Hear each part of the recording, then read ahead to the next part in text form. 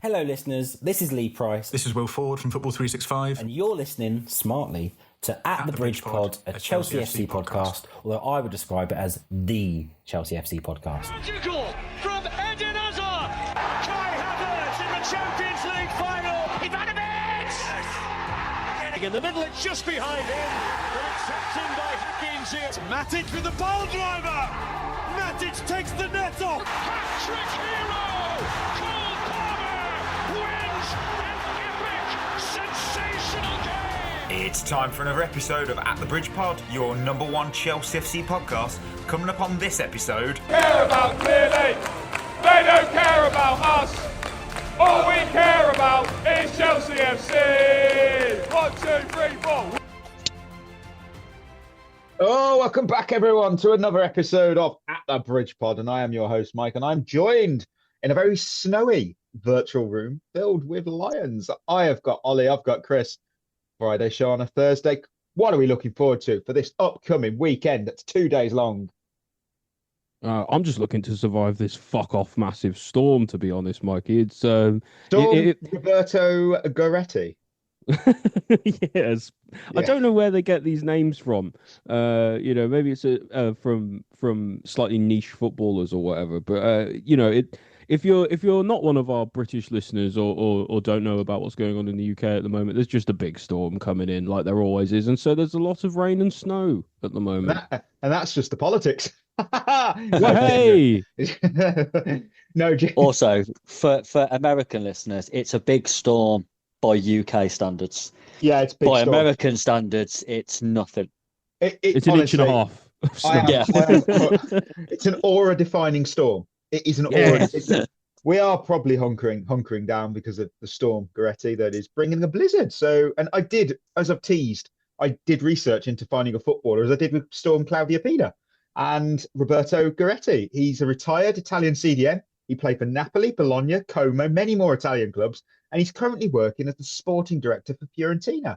And based on their form, it's going to be about not doing a great job. Nope. If it's as bad as his ability as a sporting director, could be a bad storm. Chris, what are you looking forward to? Your game going to be called off?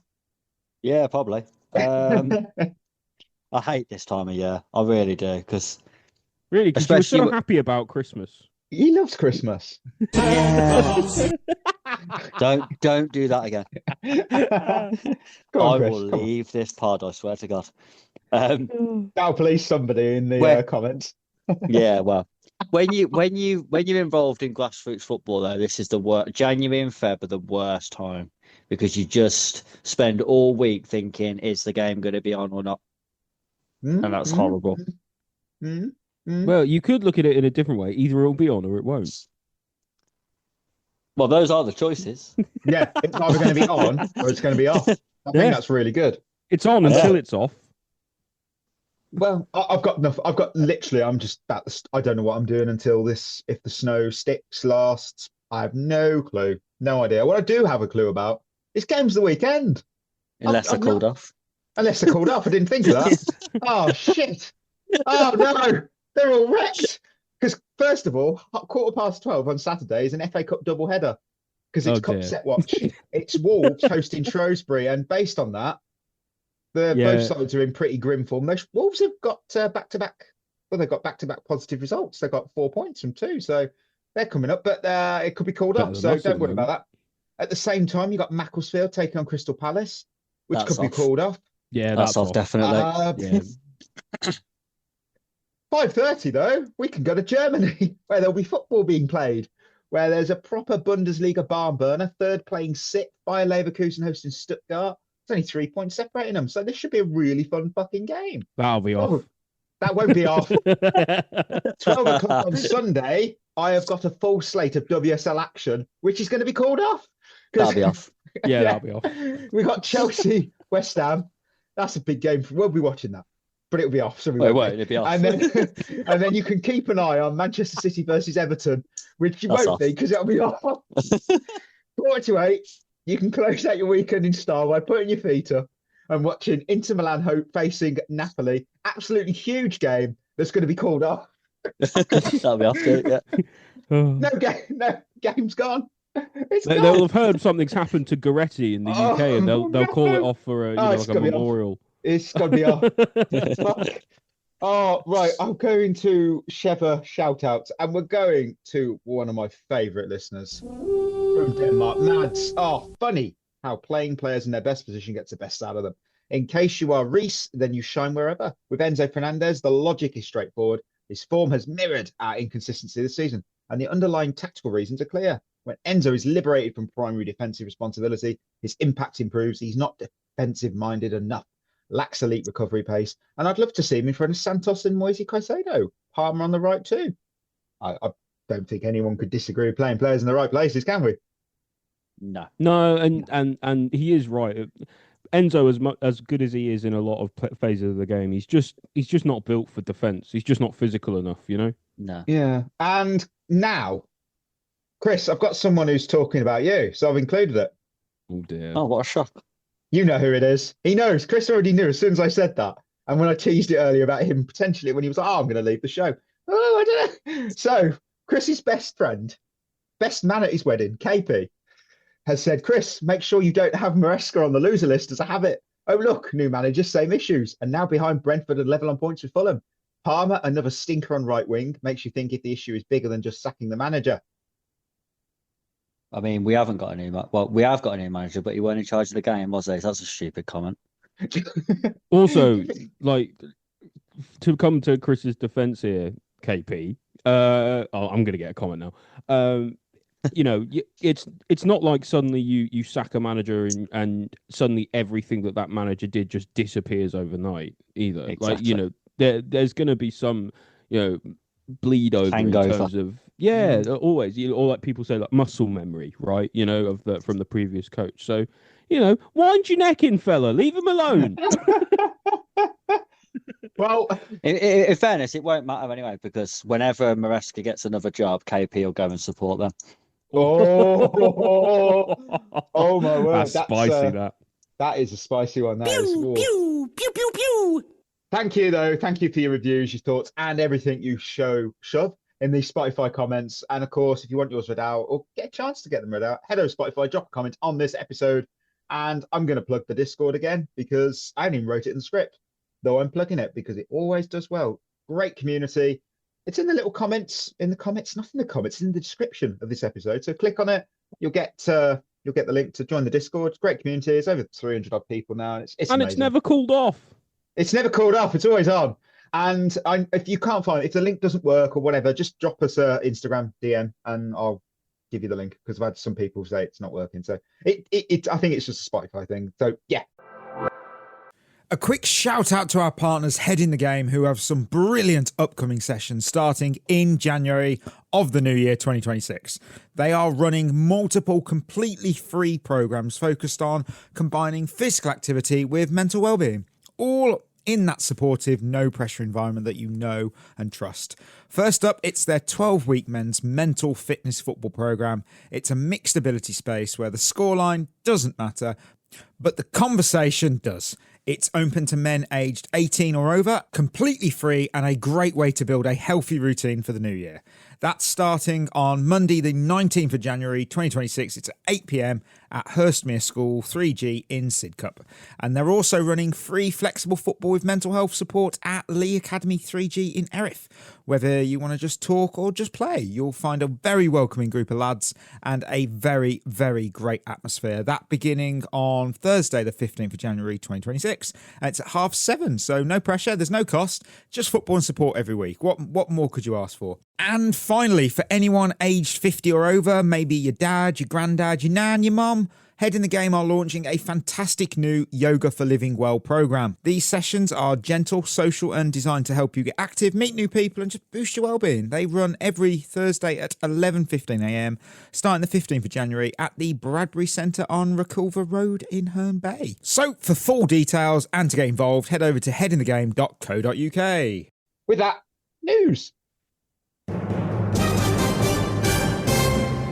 It's that time of the week. We check out the news you may miss in the elevator of Chelsea news. Liam Rossenior is the new Chelsea head coach on a 6-year deal. I just want to say thank you for saying it right, Mikey. Yeah, well, pausing the elevator. Yeah, we know you got it right when you really said it. We all took the piss out of you. You all took the piss. You all laughed at me. Well, you ain't laughing now, are you? No. And we're back in. Chelsea are not making any move for Vinicius Jr. Chelsea insist Bluco acted correctly in landing Liam Rossenior from Strasbourg, and Liam Rossenior has been told that qualifying for the Champions League is a critical target, suggesting that if he doesn't, he won't be in charge for next season. And finally, Martin O'Neill is back again in at Celtic as the boss till the end of the season. And he was asked how he feels to be back for the second time this season. And he said, and I loved it, so I had to include it, but gosh, I had a seance last night, and in this seance was Elvis Presley and Frank Sinatra, and both were really disappointed because I had made more comebacks than them. Please don't put that out. It was a crap joke. I honestly love that so much. I love that guy. And I know I've got like a family tie to him, but I do. I love him. He's brilliant. He's such a great guy. Tie to Martin O'Neill. Yes, Martin O'Neill used to talk to my mum when she had her knee surgery. Oh, cool. Like, yeah, obviously when he was at it would have been Leicester City manager. Oh, the way you said it, I thought you were somehow related to it. No, not quite. No. He's like, yeah, he's my uncle's brother or whatever. And he's like, what? Is it anything in the news you're interested in? Anything? No, don't care. I tell you what. If that's true, what you just said about qualifying for the Champions League is a critical target, and it suggests that he might not be in charge next season if we don't reach that target.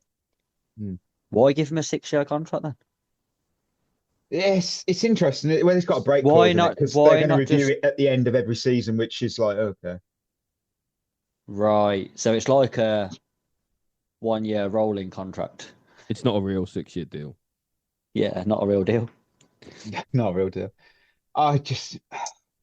It's just standard Chelsea. It's just wait and see, I suppose. I'm starting to think maybe they do their contracts on like a drop-down list on like a computer, and they just like it automatically goes to the longest one, and they just don't know how to change it back.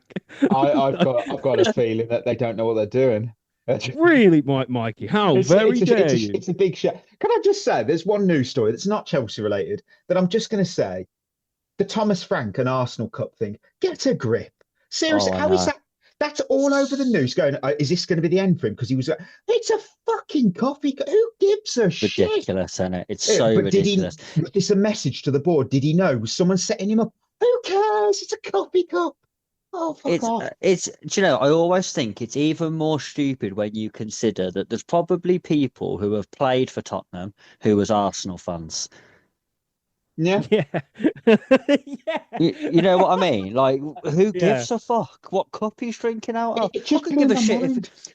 I honestly couldn't give a shit if he's walking around in an Arsenal shirt with Arsenal slippers on, drinking out of an Arsenal mug. If just win games, mate, I don't give a shit who you support. To be honest, it was like, could you imagine if one of our managers like had got a cup that had Spurs on? How would you feel? And I'm like, mate, Jose Mourinho is our greatest manager, and he managed Spurs. Yeah. Our manager right now is a Man United fan. Yeah, it's just like, why we do not care. We don't. There's nothing there. Just grow up. It's a slow news day, isn't it? He's a Man United fan. Yeah, Rossenior is Rossenior is actually. Oh, we're fucked. So, I'll tell you what. No. Poor bastard wants to suffer twice. Every win. Oh my word! Dear. From what I've heard, anyway. Maybe that's wrong, but anyway. Well, what is right is winners and losers, because we took on Fulham in a big West London derby in the Premier League. Fulham have a chance to get it away, which is what they do quickly up towards Wilson, who holds off Caicedo. Wilson pulled back by Caicedo. Right on the edge of the penalty area. Cucurella is off. There's not much doubt about this. I've just noticed something. He says Caicedo. Yeah, it's odd that Caicedo fouled him, but Cucurella got sent off. Those are two people who do not look similar. That's a it must be hard for the commentators to distinguish Cucurella and Caicedo from each other. Well, it's the hair. The hair Yeah, confuses you. You just go. No distinguishable features, have they? Which commentator was that? Is that Martin Tyler? I don't know. Don't make me go it's and an- replay the slip. It's an It's idiot. somebody in Alan Yeah, Smith. whoever it is, go to Specsavers, mate. God. I'd love to see Moises Caicedo with Cucurella's hair now. That'd be amazing. Anyway, well, it did end Fulham 2, Chelsea 1. And of course, I want to know who you've got, but I want to know how many of you got. Right. Well, I want to I've got preface 2 this. and 4. So, I want to preface this by saying I'm not happy. And I think I hate losing to Fulham more than most people on this podcast. So I've got 0 and 5. wow. Jesus Christ! Wow, you really went for it. Jesus. Wow. I am not happy today. Do you know No, what? The world is a weird place in 2026 because I'm the most positive person on here now. Yeah, I know. It's fucking weird, that is. To be fair, Ah, you've just been on a high since Maresca's been sacked. Yeah, that is true. Actually, yeah. You know? I'll come back down to earth soon.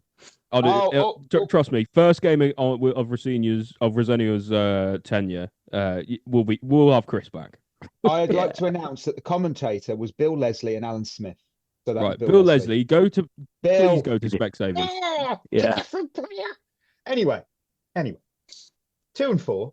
Chris has 2 and 4. Chris, who was your first loser? I'm letting you take control. But first winner. Sorry, first winner. Sorry. First winner, please. Liam Delap.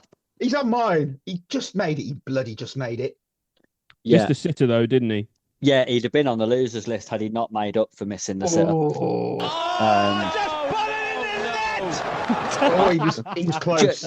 Just before I talk about the positives from him, though, just talking about that chance, my advice to him after the game would be, if you haven't scored a goal in the Premier League for your new team, and it's January, and you get put through 1-on-1, just smash it in the net. Yeah. Why are you trying a little chip, mate? Just hit it as hard as you can and put it in the net. He tried to be too clever, but he did take his goal well. And I did like what I liked about his goal was it's a goal scorer's goal for me. Staying alive in the box when everyone else has fell asleep, followed the flight of the ball, anticipated that it might come off the bar, reacted quickly, finished it. And I thought his all-round play was pretty good. Again, there was one moment quite early in the second half where the ball went up to him against the centre half and he pinned him back and he rolled him and then he slipped Neto in on the left. And it should have been a goal. But we'll talk about Neto later. His hold-up was play is really very good. good. Hold-up play. Yeah. Yeah. I think the last 2 games, it's shown really, I think, the last 2 games that if you get the ball to him early, he can be an effective player. Yeah. His mechanics for holding up the ball are very good, I find. He dips his hips into the defender. He leads with his sort of furthest away foot. He has his arm out so he can like sort of tell what's going on. And then he's got the strength to be able to roll. I wonder if it's just been a case of, you know, he was in a team like Ipswich before where he wasn't getting a lot of the ball and now he's getting the ball all the time. And you've got to improve a little bit on how you receive the ball as a striker, you know, especially with your back to goal. So hopefully this will be the start of a new lease on life for Liam. Yeah. Both Rosenio and Delap. If I only picked one winner, I'd get absolutely cooked for being too negative. So Delap did get the nod. He did. And it was a first Premier League goal. And I think as well, somehow he made it through a whole 90 minutes without getting booked, which I felt was progress. I think he's earned his pay slip this week. To be fair, that's better than half the team. That's true. He does still earn the sound roll. He does. He did have a little moment though, didn't he? Where he sort of put his elbow into the back of the defender's head. And the referee had a word. The referee had a word with him about it. It was like something and nothing, but it was another one where you thought you could have got booked there, and it was just another silly thing to do. Someone's really got to talk to him about that. He's really got a bit of an edge about him, I think, and I can't remember if people said this, if he said this at the time when he signed for the club. He said, you know, like I do have a bit of an edge about me, and I'm not going to change. So, that's nice. I wouldn't expect it to change. Yeah, Fair. well, Jason. Well, why bother? I had to give him that sound drop because he was nearly on my. He was on my losers list before the goal because you've just got to put that fucking ball in the net, mate. Why are you chipping? Why just fucking put it in the net? But look, overall, good hold-up play. It was a proper poacher's goal. He was awake. He was switched on. He put it in. Visible effort as well. He was actually, he did look like a player who actually wanted the game.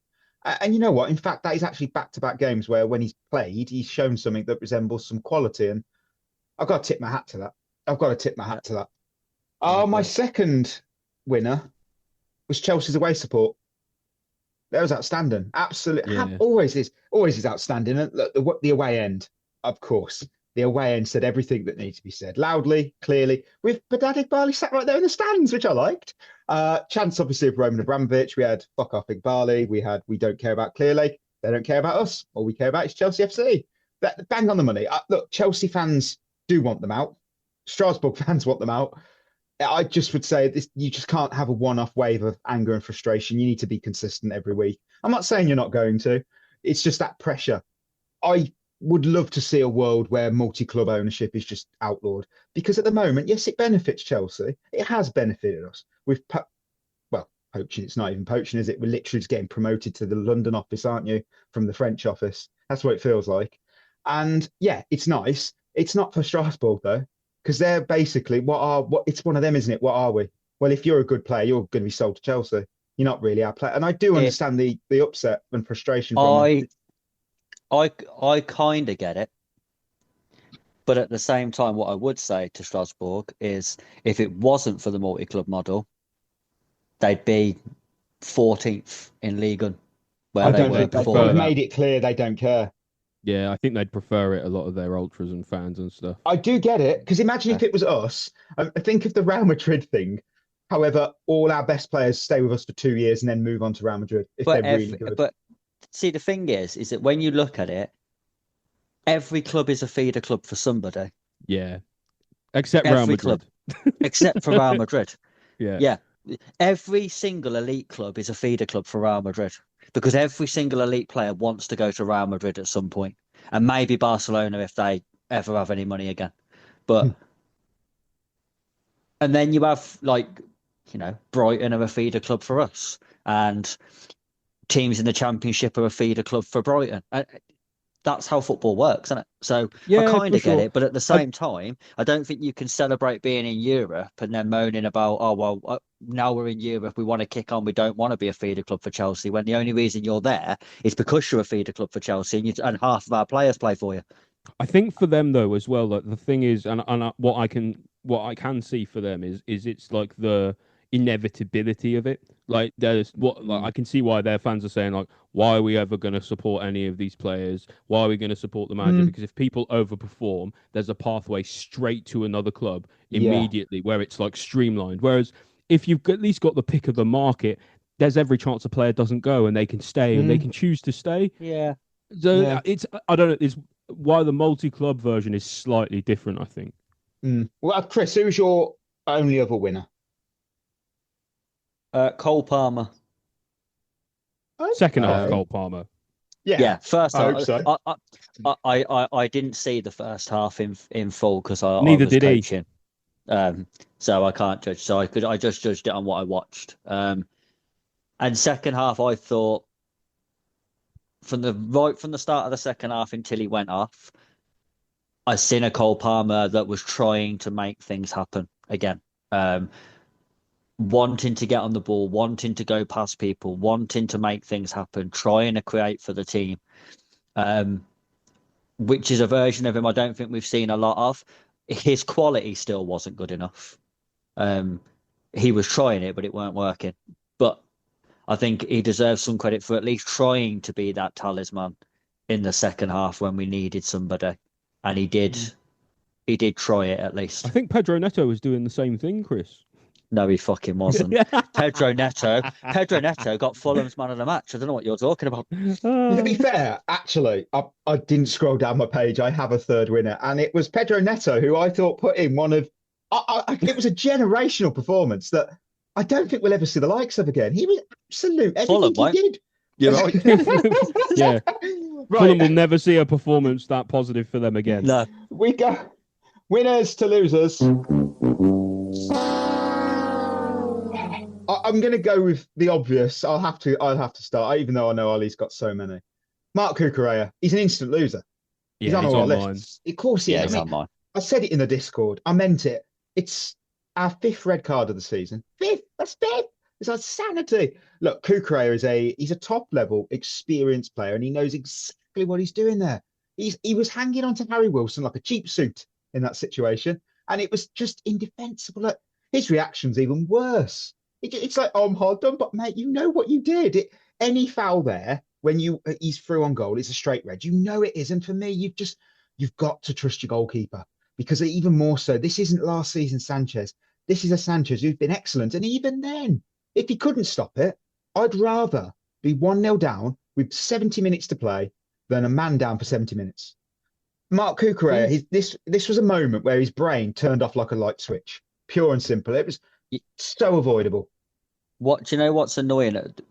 The most annoying thing about this red card for me is the timing of it. It's early enough in the game where you can let someone score and you've got enough time to still win the game. It's a bit like Sanchez at Old Trafford. I think the difference is Sanchez at Old Trafford, when he got sent off, was a clear rush of blood, and it all happened in like a split second between him realising he wasn't going to get there, then dangling the leg, and before you know it, he's gone. Cucurella held on to him for about 15 minutes. He had more than enough time to make a different decision and let him go. And then I watched it back, and if he lets his arm go, Harry Wilson is on his weaker foot with a bouncing ball that's heading slightly away from the goal, and Cucurella is still within close enough proximity to get a block on any shot that he would take. Why the fuck are you holding his arm? Yeah, like, what are you Cucurella, actually doing? Yeah, it's that thing again where it's like, just let him go, and it's, say, well, I've made a mistake. I should have judged the bounce better. I didn't. I let him go. I'm just going to hope he misses. But the last thing you do there, because he stitched us twice, because by going down to 10, he made the game then really, really difficult. It's better to concede the goal. Yeah, Mourinho once famously said the same thing. It's better to be 1-0 down than a man down. Yeah. And he hates losing. Yeah, we were fucked. And I'll go for my second. I don't know if we all had it equally. Discipline. Yeah. This is not actually. This isn't even a loser for this game. This is a season-long loser for me. I mean, in fact, you know what? We should actually do come the end of this campaign. So a 25-26 seasons winners and losers. That'd be actually a good episode for the off-season. Look, but if we're looking at this game though, discipline is now a serious issue, because after Cucurella was sent off, this is what went completely south. We had Palmer, Enzo, and Tosin all booked in quick succession for just arguing with the referee, and that's a total head loss. Yes, I do understand the argument. I do actually, because the corner, it was not given before obviously Fulham's goal kick. And I understand that frustration. I do, but you've got to be smarter. Losing your temper achieved nothing, and it only made things worse, because now we've got 3 players who realistically can't do fuck all of the game, because if they make a tactical foul, they're off. And you couldn't make any kind of risky tackle. I mean, you probably could and will, based on our record. And, based on that, though, Chelsea have now had 5 red cards this season. That's more than double any other Premier League club. The all-time record is 9. That's held by Sunderland and QPR. At this rate, I think we're genuinely heading towards that, because right now we have 47 yellow cards, 5 reds. And it puts us clear at the top of the discipline table with 69 points, at 10 clear of Spurs, who are below us. We are getting that 100-point team like we were promised. Yeah, definitely. The thing about the discipline as well, something slightly different I want to talk about. Cucurella, for a start. Yeah, what are you doing, mate? But also, I think he just needs some time out on the sidelines. He's played so much football in the last couple of years. He needs like an extended rest, because we're starting to see his form fall off now with overplaying him. You, whether we like it or not, Rosenior is going to have to try and trust Hato to come in and be a deputy to Cucurella, which is why we bought him in the fucking first place, by the way. Oh, I thought he was pretty good when he came on in this game. Yeah, he was. He's been decent ever since. Well, he was decent in the last game against Man City as well. Really good, actually. Yeah. Probably his best performance for us. But for discipline, the thing that really bothers me is that it's just the red card specifically, not necessarily all the dissent, which drives me mental anyway. But with the red card so we've got 5 red cards this season in the Premier League. 4 of them have come in the first half. Right? That's really bad, isn't it? Like, and the way I see it, or I think it was 4 of them have been when we are drawing or winning or in the first half. So in all cases, we were in a positive moment in the game for ourselves, and we've basically just capitulated and thrown it away for no reason. And to do that 4 or 5 times in a season, you're leaving 10, 15 points out there. You're just leaving it on the table because you can't control the way that you're doing things.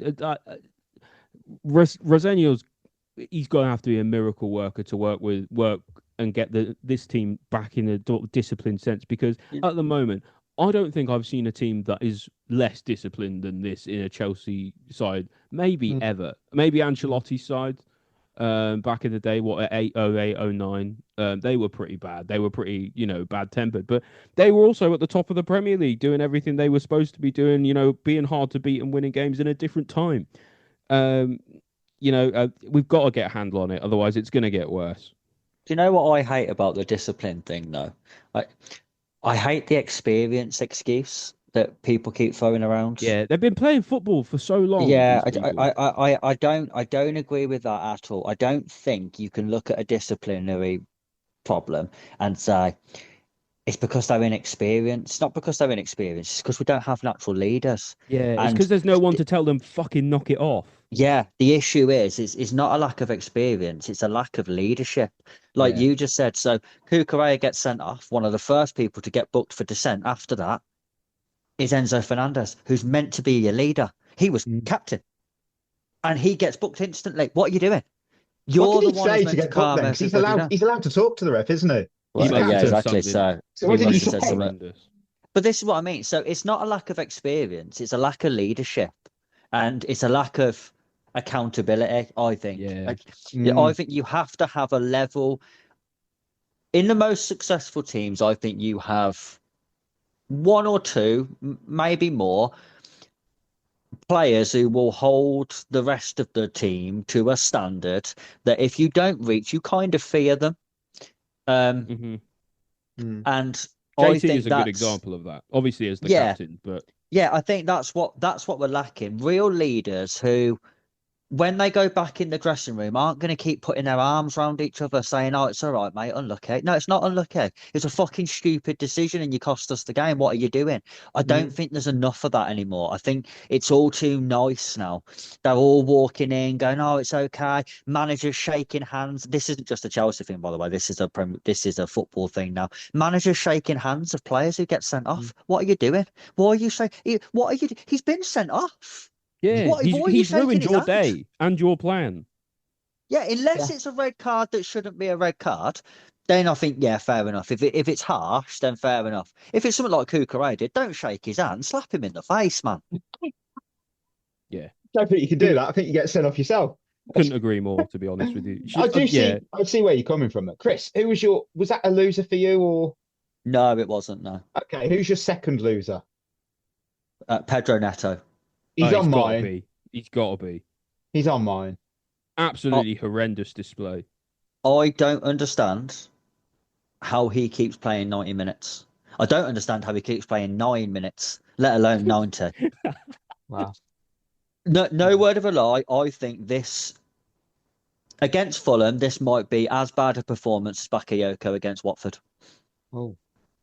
Because every single time the game that he got sent off in. Yeah, every time we went forward and we gave the ball to Neto, he fucked it up. He stopped every single one of our attacks that we got him involved in. What are you doing? He's too slow, man. The one that I mentioned earlier where Delap held it up and then released him 1v1 against the fullback. And he just sort of jogged towards him really slowly and then lashed his shot over the tier. You thought, what are you doing? You're not even trying. Like, have some conviction, have some purpose. Go at him. What are you doing? And honestly, it was the same against Man City. Absolutely fucking woeful. And if he starts the next game, I'm telling you now, the rumours that there's someone else picking the team have got to be true, because there is no way two managers in a row would keep picking him, because he's absolutely fucking woeful. It's interesting because you hear about there is a rumour that it's because they're protecting value. Now, if Pedro Neto is to be sold this summer, then they're going to protect his value. Coming in, by the way. That would be interesting to watch. As much it's conspiracy, Chelsea fans. I think you do not know. There's weird things going on. But here's the thing. So I heard that about, apparently they want to put him up for sale in the summer, so they want him to play a lot, so they protect his value. But if he keeps playing like this, you're diminishing his value. You're losing a couple of million an appearance. Because if I'm someone who's thinking, Pedro Neto might be available in the summer, let's watch him for a bit. I think we might pay about 50 million for him. Every time you watch him play, you'll knock 5 million off. Do you know what? It's easy to narrow down the root cause of why he's poor, because ever since he shaved the beard, he's been unrecognisable, both to look at and to play. Because he actually was putting effort in. But if I'm being serious, I like Neto. I really do. But this was painful because his game was basically left, right, step over, head down. Okay. That was it. There was nothing. There was no end product. The one at the end. I don't know whether you two have seen it. The one where the video went round after of Rosinho taking the piss out of him after, apparently taking the piss out of his body movements after. It didn't really look like that to me. But no, it wasn't that at all. No, it was another fucking it's another stupid narrative. On that one, he's on his stronger left foot with a chance to deliver the ball into the box. He shimmies, shifts it, shimmies again, shifts it again, and then tries to put the ball in with his weaker foot. Just put it in with your fucking stronger foot in the first place and stop fannying about, mate. What are you doing? The problem is everyone in the box is waiting for that ball. Yeah. There's 3 players in the box who can wait for that ball. Do you know what it's like? It's like if Willian just couldn't make his mind up. You know how he always used to do his sort of shimmy and right hit? It's like he shimmies right, then he shimmies left, then he shimmies right again, and then he passes it back, and then he gets the ball back, and he shimmies right and left again, and then crosses it in. Just fucking cross the ball in. His game plan all game for me was either recycle it backwards or slinging a hopeful cross to absolutely no one at the back post. It was just a one-dimensional performance, and it's baffling. Like, nothing against Callum, nothing against him. It was baffling how he remained on for the full 90. Yeah, it was. I genuinely felt sorry for Garnacho and Esteval just riding that bench because they would have surely offered more. I could see the argument with Neto with being like, he works hard for the team, he gets back and defends and stuff. But this season, I've seen Esteval defend deep, I've seen Garnacho defend deep, and I've seen Gittins defend deep, right? And actually run for the whole 90 minutes and really try. So what's his excuse? He's just been crap, and he's got to sort it out. Yeah, 100%. Ollie, give me your penultimate loser. Yeah, so I had Neto, discipline, and Cucurella before, which is pretty obvious. But this one, it sort of encapsulates how I'm just feeling about things at the moment. And it's Chelsea this season, right? 38% win rate this season, 8th in the table, 2 wins in our last 11. And this game against Fulham just encapsulated it for me. It was a bunch of individuals losing their heads, not playing for each other, not sticking up for each other, and losing to Fulham again, right? It's just not good enough. They've only managed to do that, 4 or 5 times against us in the Premier League year? I don't care if we were down to 10 men. That is nothing short of a disgrace. This is our closest rival, right? It's our derby. Whether you like it or not, Fulham is our derby, you have to win at all costs. And it used to be so automatic that we took it for granted. And because of the terrible direction of the club at the moment and the haphazard and wayward way in which we're being run right now, that's no longer the case, and it's utterly depressing to me. Chelsea this season have been really, really difficult to watch. In fact, I'll just lump in my last loser actually while I'm doing this because because it kind of links in. Joy is my last loser, because, and I know that is like Chris pilled to the max, but I really struggle to watch us play at the moment. I find us not enjoyable to watch at all. I do agree with that. Every game is exactly the same. You've got wingers who provide absolutely nothing going forward on the ball. You've got no presence in the box in attack. You've got a midfield that gets run through every single week. You've got centre-backs that make more mistakes than they do make good actions. And you've got discipline problems coming out the wazoo, as well as mistakes all over the pitch. And we can't pass to each other. How many times in this season have we said, we just haven't been able to pick up passes and passing to each other? It looks like every week it's a new 11 out there. It looks like it's 11. It's not even just a new 11. It looks like it's 11 individuals, 11 fresh people who have never met each other before go out there to play the game. And it's really starting to get draining, to be honest, with this season, because the results aren't getting better. And I can understand why Maresca had to go, and I don't mind that all being sort of upended and turfed up or whatever. Fine, whatever. But Rosenio's going to have to come in and make some big changes and make a big difference. And with the way the club's being run at the moment, I'm just not sure it's going to be the case. And that's kind of depressing, because I feel like we're in the sort of the balance of the season right now. It could either from here be a sort of a resurgence, it could be sort of a muddle through and we'll be all right, or we could completely fall off a cliff. And that angst is really getting to me at the moment. Do you know what? I think you are absolutely right. And I've been saying for a long time that I don't think we've been good to watch. I haven't enjoyed watching us play since the last 5 games of the Poch season. When we was playing well, Palmer was on top form, Gallagher was, like an Energizer bunny all over the place. Players was playing well, we was winning games. I don't think we've been good to watch since then.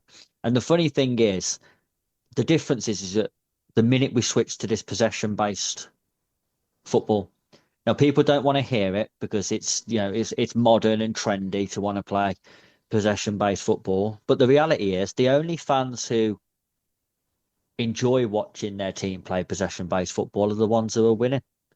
If the minute you're not winning, playing possession football, fans get bored. Because it's not good to watch. Counter-attack football is the best football to watch. When you watch your team defend and then within 3 passes are having a shot. That's the best football to watch. 100%. From an entertainment point of view, counter-attack football is end-to-end, where you might be too open defensively, but you're also going to hurt the opposition going the other way. It's the best football to watch. Is it sustainable for long-term success? Maybe, maybe not. But if everyone plays possession-based football, then not everyone's going to win, because only one team can win the league. So if everybody went and played possession-based football, there'd still only be one person winning the league, and everyone else, all the other 19 teams would be bored to death. So I would rather look forward to watching us play, and every game you think this could be anything. Like we could win this 4-3, we could lose this 4-3. It could be 2-2. But you know that it's going to be a good game to watch, and almost say, we might win a trophy every couple of years. We might challenge for the league, but might not win it. You might win 1 league title in the next 5 years if you're lucky. I would rather that than keep churning out this possession-based dross. Just trying to be Man City and going, that's the way you build sustainable success. No, it isn't. You build sustainable by success by putting the right person in charge and getting good players. Then you can play however you want. Yeah, by putting those players in the best positions to succeed as well. Who on earth looked at Pedro Neto and thought, I know what I need him to do. I need him to pass the ball about 17 times more than he needs to in a game. Get him in behind. That's what he's good at. I just don't understand how the penny hasn't dropped yet for the owners or for any manager that's come in, that everyone keeps saying it's weird with Chelsea because they'll play someone like Wolves at home and they'll really struggle, but then they'll go to Man City away and look really good. Yeah. Do you know why? Because at home against Wolves, we have all the ball and we're shit with it. Yeah. Man City away, we have less of the ball and we have to play on the counter. And we have built an entire squad that suits counter attack and then don't play it. It's really bizarre that when you look at the recruitment, you're signing Garnacho, Pedro Neto, Liam Delap, Gittins, all players who have only ever played in teams who play fast, vertical counter-attack football. And you've watched them play that and gone, oh, they're good players. Come to us. Don't play that way, though. Play a completely different way. Well, why? It's like, remember a few years ago when Arsenal was linked with Jamie Vardy? Oh, yeah. And everyone went, if Jamie Vardy goes there, it'll be shit. And he would have been. Because you put Jamie Vardy in a possession-based team, fucking dreadful. Yeah. You put him in a counter-attack team, deadly. Don't sign players for counter-attack if you want to play possession. Well, like, It's that simple. it's the same thing with Gyökeres for Arsenal, you know, who they've signed. You know, what is it, 50 goals in the Portuguese league, playing that sort of counter-attack, fast-paced football. Comes into the Premier League, harder league, you know, things like that. But he's a physical presence. He's very, very quick. But the second there's not that space in behind for him to play, he can't do it. So either you need elite technicians on the ball, which we just don't have, or we need to cater the tactics of the way we're playing the game to the squad. I mean, Chris, you and I specifically have been saying on this pod for seasons and seasons now, we are a counter-attacking side. Still, yes, we I'd be happy to say, no, I think we'd be better with the possession space side if we would be. But even Palmer's better with more space. Esteban's better with more space. You know, Enzo and Caicedo are both better with more space as well. The only person who realised that was Pochettino, and the fans hated him because the game was too chaotic and we never had any control over the game. But there is going too far the other way, like with his approach, I think. So for me, Rosenior's got to get the balance right. He's got to. Yeah. Well, Chris, have you got 2 or 1 loser left? I've got 2 left. Give me a penultimate one. Moises Caicedo. Yeah, he was poor, wasn't he? I don't know what's happened to him since the Arsenal red card. Oh, because he got sent off again, didn't he? I'm pretty sure that since he got sent off against Arsenal, he must have got kidnapped and they sent us someone who looks like him. Oh no! Because it honestly hasn't been the same player. I haven't seen him have a good game since. I think that's a little bit harsh. I think he's been all right. Yeah, but not good. No, I agree with you. For his standards, poor. Yeah. Again, this game, just getting run past, mistiming challenges, reckless, too open in the middle, not recovering the ball, not using the ball very well either. And you just think, but I kind of agree with what Ollie said earlier about Cucurella. And maybe it's the same with Caicedo now. Maybe he needs some time off. Yeah. He needs a full break because he's been running to the ground for 2 years. But how many thousands of minutes have those two played together? Probably 10,000 minutes in the last couple of seasons, even maybe in a season, you know? So maybe we are seeing it, and maybe he does just need to just come out the team for a bit. Just come out the team, reset, refresh, come out for a couple of weeks, go home if you have to, if that makes you happy, you know? But, I mean, the issue is that we don't really have replacements, but with the fact that Reece James can play in there now, and Andre Santos, I think will get more minutes now anyway. Under Rosenior, for sure. Yeah, now's the time to do it for me, to give him that rest, to get him back, because there's no point having this version of Caicedo because he's not offering anything. Yeah. My final loser was João Pedro. And I'll tell you why, because I didn't actually realise he was on the pitch until my girlfriend asked me, when did João Pedro come on? That says everything for me. Did you think it was weird, though, to bring him on to the right wing when you've got 3 wingers sat on the bench? Yes, but I also wouldn't be shocked if Rosenior uses him as a right winger. I wouldn't be shocked. Yeah, maybe. I think that, I don't know. You never know if they're still, because Callum's clearly on the staff now, so he's going to be, maybe, you never know. But that said everything to me, because the more I watch this lad, the more I'm convinced he might be a one tournament wonder. He might be James Rodriguez at the World Cup, because the club, I haven't seen him since July. That's a different player. That's a literal different player. And I'm starting to think, are you Milan Baros from Euro 2004? That sort of thing, where it's one tournament, and after that, you know what? I actually want to apologise to the listeners who they come here for positivity, and as I know, I'm usually very positive. I am just fed up. Like at the moment, we joke in our chat that it's Chris and Berth who are really positive, and Ollie and I are absolutely dragging it through the mud. But I'm just fed up because I'm fed up of how this club is run from top to the bottom. Because Liam Rosenior, look, he's been told qualifying for the Champions League is critical as to if he sees next season, and if that's the case, honestly, he might as well just not bother unpacking his bag then, because, and that's not, I'm not knocking him. I promise you I'm not, because I don't even think 04-05 Mourinho or any manager in their prime gets this team that's playing right now in the form they are into the Champions League. Because we were taking on Fulham. Ollie said it, West London derby. Whether you think it's a West London derby, and we didn't show up. There was no passion. There was no. The only time I saw desire and passion was to have an argument. Not a single one of them I thought showed real heart, and I wasn't even upset when we conceded.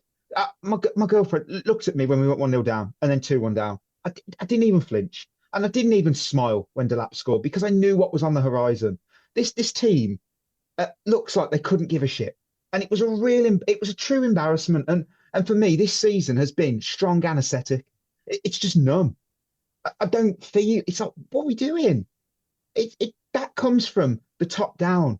And even worse is I just stumbled across a tweet that popped up on my feed. And even that's made me miserable because apparently I've lost the fucking tweet now. Fuck's sake. And that's made him miserable as well. Oh, I'm annoyed now. Where was it? There was a tweet. Where is it? The tweet was about he's been told. Fuck's sake, I haven't lost the tweet. Hang on. I think while you find it, yeah. What Mike is trying to say is like we usually the bastions of positivity. We do try on this show. Maybe Mikey is less me, but we do try to see the good in things going on. But we've just been so worn down by what we're trying to do as a club at the moment that it's just like every single result in the game feels the same. It feels like Groundhog Day. It feels like the definition of insanity. You're doing the same thing over and over again, and you're expecting something to be different, and it's just never gonna be that. Something's got to change. And the one positive I will say is that finally Egbali must have heard what people think of him. They must. I don't think he cares. I don't think he cares. I don't think he does, really, but I don't know if he's heard it like that before. I really don't think he's heard it on that big a scale before. So with any luck, hopefully, that just gets to the tiny ounce of humanity in that man's brain and just gets him to say, you know what, maybe we are doing something wrong here. You know, maybe we need to tweak something a little bit. That tweet was from Dom Smith of The Standard. So it's reasonable.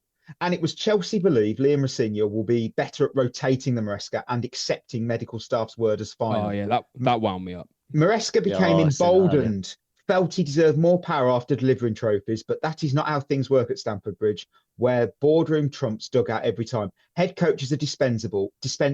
Rosenior has been warned. I wouldn't even bother him. I'm sure he's a clever guy. I wouldn't have unpacked my bag. I'd have stayed where I was instructed because fuck that. I don't want to work under that. Like, whether you liked Maresca or whether you didn't like Maresca, you can't deny that he should have some say after delivering 2 trophies and Champions League football. He should have some say in the team. That's very fair. The thing is, if you want to do that from a board's perspective, and you want to have a manager who will rotate players and won't have only 12 or 13 players who he plays, and then the rest are just sort of there for if and when you need them in case of emergency.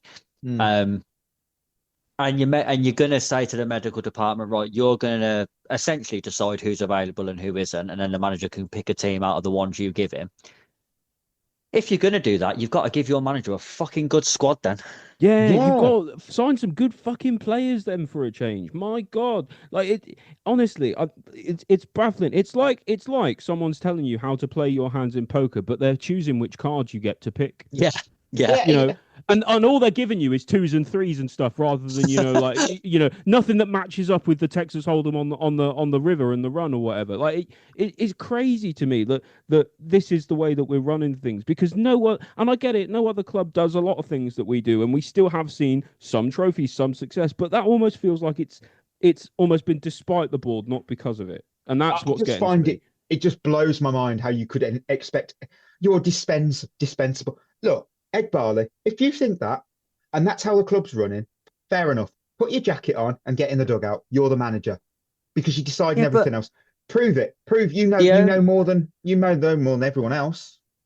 The only thing I would say about this is we know how the media do like to be with Chelsea, and they do like to catastrophize everything, and there is a lot of rumour spreading from the media, and there always has been about Chelsea ever since Abramovich took over, and we sort of became the club that everyone loves to hate. But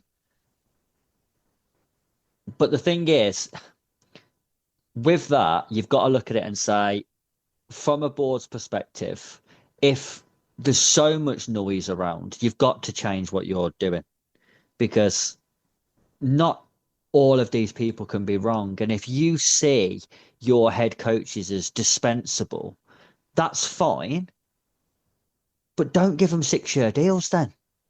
They've got this, apparently there's this 12-month break clause in each year, apparently. I don't understand though how that would work, because that would mean that essentially at the end of every season you can let them go for no money. Apparently either part. It's a bit like when you're on a probation, where you can apparently at the end of 12 months, the manager or Clearlake can both go, we want to keep you, and he could go, I don't want to be here. Okay, bye. Well, that's great. Okay, and it's not a real deal.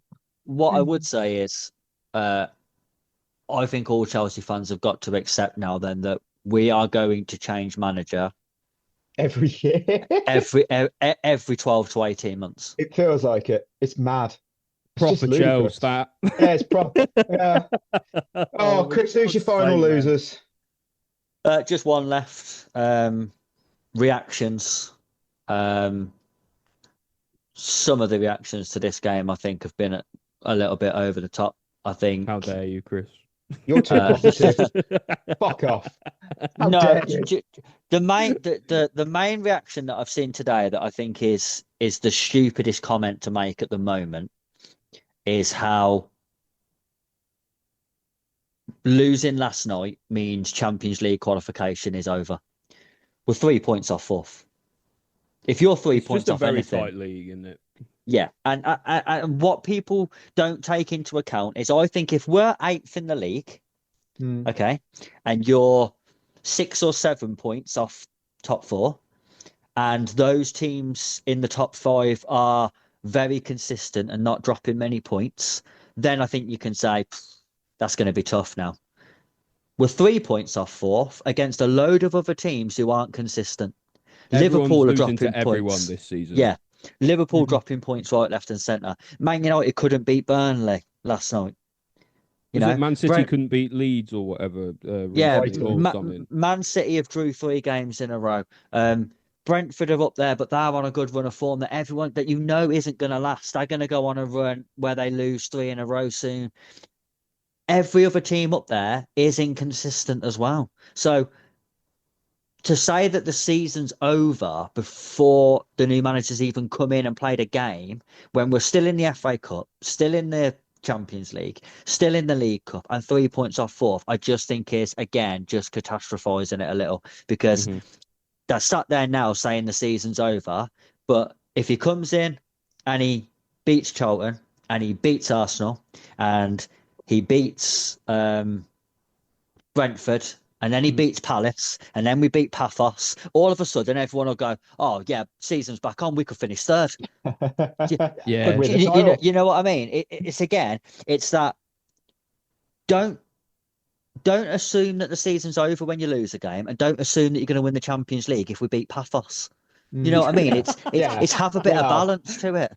I see you, yeah. What are we doing for our emojis? I went with the red square. I'll say no more. Yeah, that is a good one. Yeah, summed up the game. Let's see. I'm gonna go with the arrow that says next because it's time now to just get kick started with the new manager and let's see where that goes. I'm just gonna go with like the emoji that's just like a hole in the ground. I'm just gonna do that, and that's more just the vibe of how I feel. Ollie's in a black hole at the moment. Yeah. We'll look at our line of the week. Been a dark couple of days, man. What did we go with? Well, I was terrified. I picked Pedro Neto. I didn't. Berth went with Enzo. Chris went with Delap. I went with Reese, and the wheel went with Delap. Well, fair fucking play. Why do we ever just not listen to Chris? Why do we have this show? This show should be an hour of Chris. Fair play. Liam Delap probably was the best player on the pitch, and I would say so. Yeah. Yeah, surely, right? I'm really impressed with when we were like, the wheel. Oh, that was smart. I think Chris. The wheel's done pretty well this season. I think. We keep saying that. Does it all? Yeah, it's done all right actually. Yeah, there's a lot of the wheel. Right. So, there we go. Clear my throat. As we go to the match preview. We are having a quiet one. Athletic. No, it's not. Chelsea head to the Valley to take on Charlton Athletic. Athletic are a very old club from like 1800. We're not playing them. Going back in time. Might actually win a game if we did. We might win. Well, yeah, because they're all dead. Yeah. very hard to lose. Oh, hang on. No. Just getting in. Neto would still miss. Yeah, the game has been called off. It's official. No game. Right. How's it been? No. Okay. There probably will be though. Charlton are sitting 19th in the championship table. They've got 7 wins, 8 draws, 10 defeats. Recent form is a win and 2 draws, 2 defeats. So they're playing like shit. Player spotlight. I've got to look at James Bree. He's a little bit of a cheesy player. But look, he's Charlton's only informed player. Literally, he's picked up a booking though in each of his last 3 games. So he might be a future Chelsea player. Wow. That was horrible, Mikey. Yeah, that was not very good. Look, he's a future Chelsea player because a booking in each of your last 3 games is solid form. He also has 2 goals and 3 assists, which he's got the highest average rating as well amongst the squad. Well, last time they beat us in 90 minutes, beat us in penalties, but we don't do that here. In 90 minutes was on Boxing Day of 2003, and it wouldn't be a preview if I didn't tell you the UK #1 on that day. It was Mad World. Mad World by Michael Andrews fit Gary Jules. And my word, do I love that song. I cannot hear that song without thinking about Gears of War. I'd argue it's weird for Christmas, though. I don't know the history of it, but that pairing might be the best in video game history. Gears of War and Mad World. It's sums up. That's honestly, I put that on and I just stare out the window into the rain in Cardiff every time we lose a game at the moment. Familiar faces. Right. What are we going with our Lions? It's a tough one because we don't know who's going to play. It's Charlton. Do you want? Okay. Kukre is suspended, isn't he? Do you want to hear going strong? Do you want to hear a wild shout? If he says Tosin now. Oh! I'm going to say Raheem Sterling. Fuck! No! No, why? Oh my God, I'd buy into that. I reckon it could happen. I reckon maybe managers come in, clean slate. It's a cup game. It's not exactly going to be like, it's not one way or the other. Like it's not a massive game. And I don't know. I could see it. It's a very, very rogue one, but I'm going to go if he gets it right. Like it can. Yeah, it's going to happen. The wheel's gone Jorgensen, which totally makes sense because backup goalkeepers. I wouldn't be shocked though if Disasi comes back into the first team fold. Go on, do you want to go for him, Chris? No, I'm not. No, I'm going Ben Chilwell. I'm bringing him in. I don't know how he's going to play, but he's going to play. I don't know. This is mad. In fairness, though, I have seen the rumours about Chilwell coming back. Oh, come on. It's coming home. I don't know. Who am I picking? This is fucking hard. I think I've seen some this is the predicted lineup for Chelsea against Charlton, and it's like heavily rotated, and I think he won't do that. He's not going to heavily rotate, in my opinion. First game in, away at a championship team, potential banana skin. I think he's going to go strong. I think I'm he's going- going to go pretty much Premier League 11. And I think he's Um, going to want to see what some of the players have got. Like, if I was Exactly. going to be Chelsea manager for even if it was just my first game in charge, and I've got the ability to see what Esteval can do, I'm playing Yeah, it. Andre agree. Santos. I'm that's a nailing- good shout. Yeah, Mhm. I could see that. Yeah. What have you got, Chris? I'm going to go Reece James. Solid, That's reasonable. reasonable. Yeah. Reasonable. Blue versus who? And I'm so happy about this, Chris. It's great. Match preview where I bat our upcoming opponents, see if they go 3 for 3. Charlton Athletic player Tyrese Campbell has played over 100 games for the club. What is his middle name? You have 4 options. You've I got was going to say you Kendrick- better be multiple choice. Oh, this is good. You've got Kendrick Lamar, Tupac Shakur, Ice Cube, or Snoop Dogg. One of How those old is he? rappers, I'm not telling you anything. One of those names is his middle name. It is brilliant. When I found it out, I had to use it as a quiz question. It's brilliant. And his name's it's- Tyrese Campbell, you said. His name is Tyrese Tyrese Campbell. I reckon it's going to be Tupac Shakur. I reckon that's kind of if he was born in the 90s, which I hope he was, then it's Tupac was really big in the 90s, and They all he were was though, weren't they? Yeah, but he was also kind of like a bold figure as well. Like Tupac Yeah, was that's the true. biggest of all of them. Like I'm not sure any parent is being like, oh yeah, I want Snoop Dogg to be the middle name of my kid. I'll give you a clue. His first of he's got 3 naturally middle names. His first one is Anthony. So it's Tyrese Anthony, rapper Campbell. That help you at all? Probably doesn't. Tyrese Anthony Ice Cube Campbell. That doesn't roll off the tongue, does it? I can't comment one way or the other. He's 22. 20. All right, Tyrese he's 20, Anthony 22. So he's Tupac born in the early Shakur. 2000s. It could be Snoop Dogg, Do you know what? It's more likely to be. Surely his parents didn't do that. Surely. But maybe they was massive Tupac fans. I love this. Mikey, I hate this I question. can't believe we're giving it this much thought, really, when it doesn't really matter, does it? All right. What Let's do you go go with, Tupac. Chris? Tupac. His name is Tyrese Anthony Tupac Shakur Yes. Campbell. Yes, well Yes, done, Ollie. it is. Apparently, it's because his parents liked the rapper, and no, Fucking hell, Tyrese that's doesn't such a listen. stupid reason. Yeah, I love it so much. Fuck me. I I love like it. Doctor Who, but that's not my son's middle name. Fuck me. Oh my god.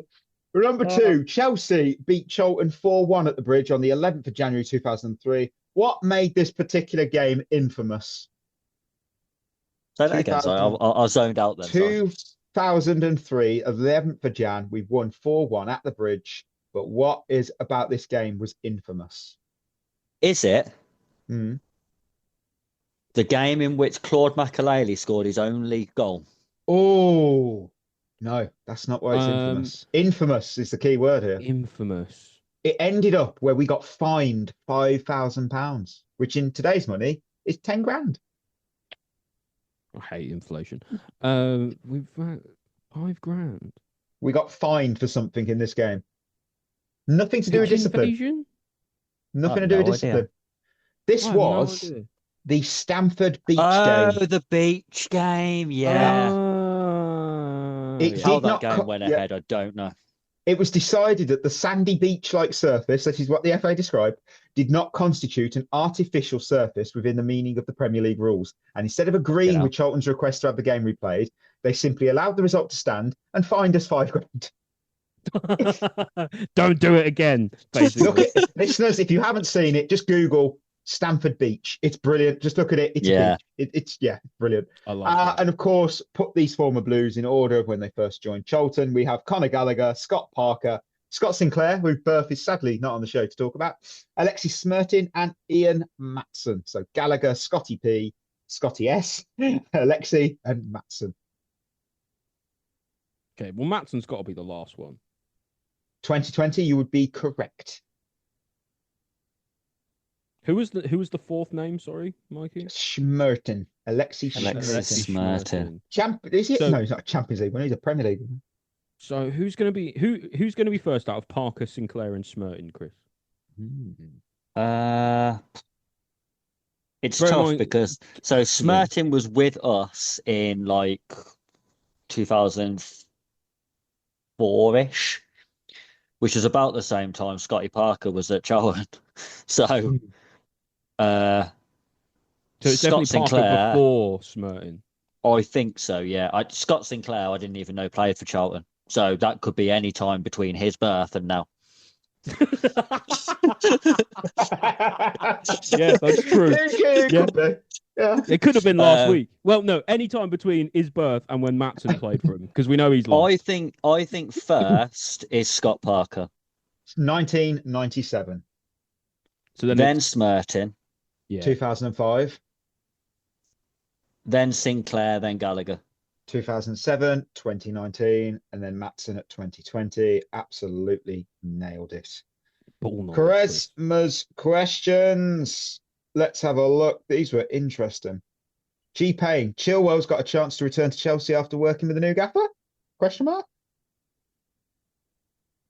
Who's he replaced? We've got Cucurella. I'm sorry, because obviously we buy and sell so many players. It's like a supermarket. Is Chilwell on loan or did we sell him? No, We we terminated his contract. Okay, so he's at Strasbourg permanently. Yeah. Yes. No chance of coming back then. I reckon we've got a better chance of getting Diego Moreira. Oh, Yeah, he's actually done agree. all right over there. So I love him Yeah. back because we had him and all. Diego. yeah, bloody hell. He's actually done all right though, hasn't he? Yeah, he has done all right over there. Yeah, How much did we converted sell him to a wing back, didn't they? Yeah, well, that's the point, right? Isn't Rosernio's apparently he's yeah. a fan of his back three and his wing backs. Do you know do you know what's what? funny though? I've That's- seen that- some people slagging him off for converting him to a wing back, and then like people who are jumping on the bandwagon of wanting to take the piss out of him wherever they can, saying that he's going to do the same with Palmer, and would he do it with this player and this player? And I think, well, Conte did it with Victor Moses. Oh, And what a it worked. legend. And it worked. Do you know what? If it works, what's the problem? Pedro Neto, there may still be a chance for you yet. Nah, no. He'll still manage to fucked. mess that up. Garnacho's fucked. He can't defend. Yeah, He is doesn't want to defend.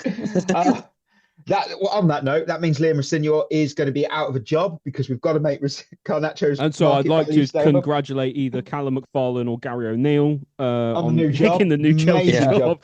Yeah. Tom on Twitter, who are the most underrated players of the past? Mine, for example, is Idigo Johnson, absolute quality, and he's never spoken. That is so true. The man who formed half of the Fire and Ice partnership with Hasselbank. Absolutely iconic player. Good Johnson is. For And me, he played for Spurs, and we still love him. So it proves, Yeah. For me, Azpilicueta has to be one of the most underrated players ever. I'll We tell do you, talk about him though. We do talk about him, but only later in his career when he became captain and Yeah. like when he was actually doing it. When he was playing across the back line every week, giving 7 out of 10, people went, "Oh yeah, Azpilicueta was good again." That was it. Yeah. Do you know what, as well? I think there's a player who was absolutely phenomenal for us, and nobody talks about anymore. No Chelsea fan talks about that I hear anymore. Juan Mata. Correct. Yeah. That was my pick. He for fuck's sake, he stayed with us for how long? And he's won a Europa League, 2 Champions seasons, League, was wasn't it? key in the Champions League win. He was only with us for 2 years. I know. One player of the year, both years. And he got, And what then was it, got something sold like the January 40 after. odd something goals and assists in a season or Oh, whatever. do you know what? He was second to Hazard. I think he was my favourite Chelsea player to watch. He was out. He was so good, little magician. Apparently, a really, really nice bloke as well. Yeah, And has the UK number one. There you go. and do you his know first the, touch was unbelievable. Yeah, You know the other player who nobody talks about him, but actually he was really underrated at the time when we had him. Loic Remy. Yeah, good backup striker, wasn't Yeah, Andre always Schürrle. came in, did his job. he? Andre Andre Schürrle, yeah, another good one. Solomon Kalou. Yeah. Oh, he always that did a one might job. be controversial. He always did a job. Always did a Do you know job. what I think? It's funny though, isn't it? Because you look at someone like Kalou, and at the time, he was nowhere near the standard of the other players we had. But he He'd be one of walks our into best our players team now. now and be an Yeah. absolute fucking Yes, superstar. he could. The amount of You know kids what? now who would have I'd pick Kalou him. on the back of their I'd shirt. pick him. Fucking Yeah, hell. he can start for me, 100%. I have no. Well, we are playing Lone Army Carousel. I've just turned off the soundboard because I'm an absolute idiot. Where is it? There we go. There it is. Lone Army Carousel. Oh, and to wrap up the show, of course, the end of the show game. And the rules are simple. I give you a category. You just got to give me an answer that fits into that category. And there is a Jason Cundy alarm that I never press play on, but it is there. And the category is proper Barclays, because the Barclays era of the Premier League officially ran from 2004 to 2016. And your task today is to name the top 25 players who made the most appearances during the era when England's top flight was sponsored by Barclays. Now, can you say the range of the years again, please? 04 to 16. 04 to 16. Okay. I did attempt this one. I did get a full house. However, I did ask for a first letter of their first name on 5 of them. So not really a full house, legitly. I'm happy to give you the name of the clubs if you wish for that. Maybe when we get down to a few left, maybe. Okay. I will go to this. Yeah. Ollie, give me a name. John Terry. John Terry has 369 appearances during that period for Chelsea. Frank Lampard. Frank Lampard, 348 for Chelsea and Manchester City. Gareth Barry. Of course, Gareth Barry's on this list. Gareth Barry has 410 for Villa, Man City, and Everton. James Milner. Shout. 369 for Newcastle, Villa, Man City, and Liverpool. Petr Cech. Petr Cech, of course. He's on here as well with 367 for Chelsea and Arsenal. Wayne Rooney. Wayne Rooney. Is he on this list? Surely, right? Well, surely. On my list, I've got no, but I'm pretty sure he was. I was going to say, well, he played for Man United from 04 until then.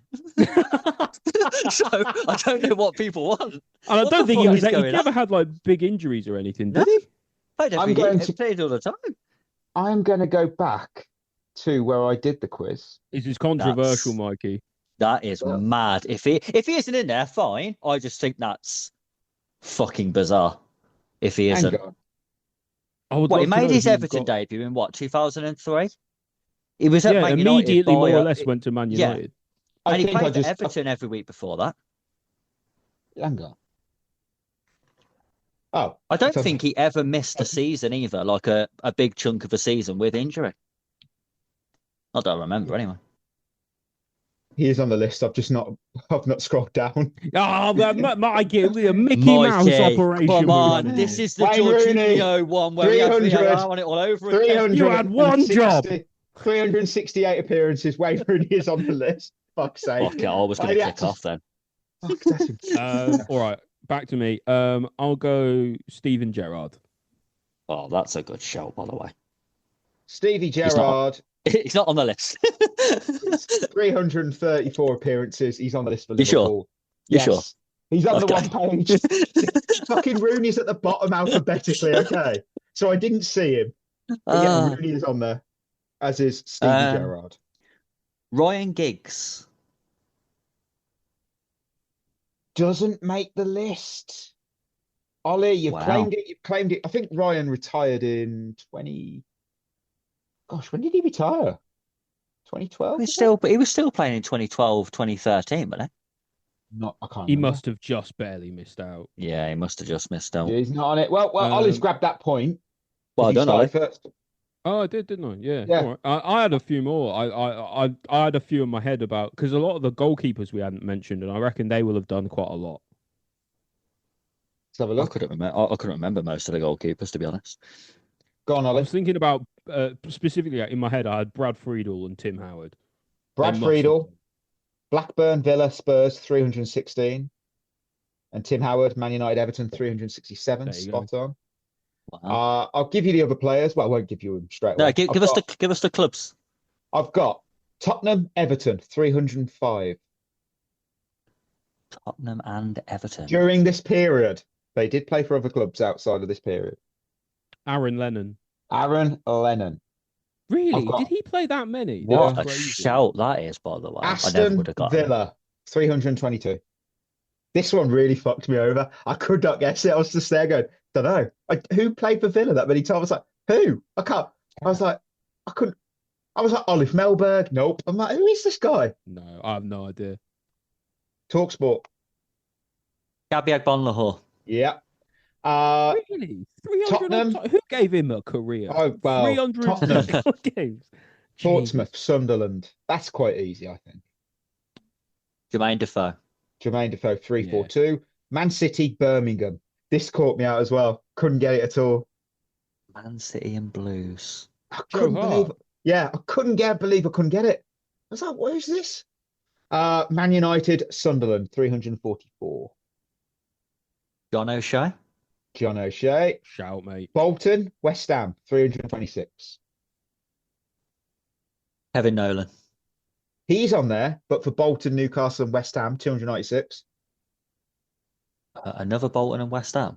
Really? Okay. No, No, I don't know. First letter of his name is J. Surname begins with J. JJ. No. Goalkeeper. His surname and his first name start with J. Goalkeeper. Goalkeeper. No. Yuri Jaskalainen. Correct. Jaskalainen. Wigan, Everton, 352. Nearly went to Man United, but he didn't. Leighton Baines. Correct. Everton, Yeah. 346. James Coleman. No, this guy's often on Match of the Day. I think. Don't watch it. 346. No idea. Give Leon us a clue. Osmond.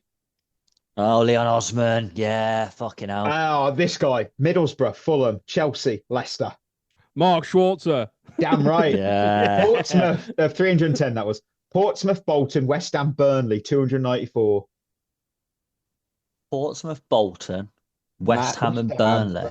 Yeah. Only scores worldies. Never scored a boring goal in his life. He's never scored a tap-in. I'll tell you that. Don't know. Matty. Yeah. What's his name? What's his name though? It's Matty. Him. Yeah, him. Yeah. What? Yeah. Matty Taylor. Matty Taylor. Fuck's Yeah. sake. Tottenham, Man United, 355. Could be Michael their next Carrick. manager. Yeah. Southampton, Liverpool, Portsmouth, Tottenham, Stoke, 367. Oh, Preeti Crouch. Yeah. Yeah. Sheffield good United, shout. Everton, 301. Bill Jagielka. Yeah. Shout. Borough, Villa, Liverpool, West Ham, 353. Another Borough, player. Villa. West Ham. Sorry, Liverpool, then West Ham. Another player I Stuart Downing. forgot. Yeah, I forgot he existed. Oh, And Stuart Downing. Fucking This hell. guy, Man City, Pompey, Everton, Bournemouth, 369.